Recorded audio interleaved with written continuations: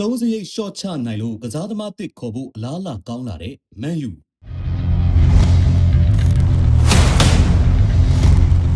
ရဲ့လက်ရှိဘောလုံးရာသီပထမ၄လပတ်ဘန်နာရေးရှင်းတက်မှာအသုံးစရိတ်တွေရောကျသွားတာကြောင့်သုံးစွဲနိုင်တဲ့ငွေကြေးပမာဏမြင့်တက်လာခဲ့ပြီးလာမယ့်ဇန်နဝါရီကစားသမားပြောင်းရွှေ့ဈေးကွက်ဖွင့်ချိန်မှာကစားသမားတစ်ခေါ်နိုင်ဖို့အလားအလာကောင်းတွေပေါ်ထွက်လာခဲ့ပြီဖြစ်ပါတယ်။လေးလပတ်ဘန်နာရေးရှင်းတက်မှာမန်ယူဟာမနစ်ကထက်အသုံးစရိတ်ပေါင်တန်း80ကျော်ရောကျသွားခဲ့တာဖြစ်ပါတယ်။လာစာမြင့်မာတဲ့ကစားသမားတွေဖြစ်တဲ့ Rashford နဲ့ Sancho တို့ကိုအငားနဲ့အသင်းကထွက်ခိုင်းခဲ့တယ်လို့တခြားမလိုအပ်တဲ့အပူအသုံးစရိတ်တွေကိုရှော့ချနိုင်လို့အသုံးစရိတ်တွေရော့ကျသွားခဲ့တာဖြစ်ပါတယ်။မန်ယူအမှုဆောင်အရာရှိချုပ်အိုမာဘာရီတာက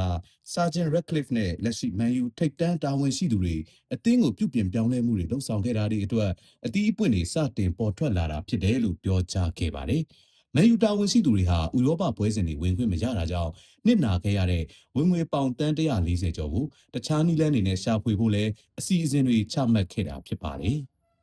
ဘောလုံးပွဲတွေကိုရင်ခုန်ချင်သူတွေအတွက်24နာရီလုံးဝန်ဆောင်မှုအပြည့်ပေးနေတဲ့ AKL Online Service ရှိပါတယ်။ 555 Mix နဲ့ iBet 789အပါအဝင်မိတ်ဆွေတို့နှစ်သက်တဲ့ဘောလုံးနဲ့ပတ်သက်တဲ့ရင်ခုန်စရာဝန်ဆောင်မှုအားလုံးကိုရယူနိုင်ပါတယ်။စိတ်ဝင်စားတဲ့ဆိုရင် Viber နံပါတ်39 439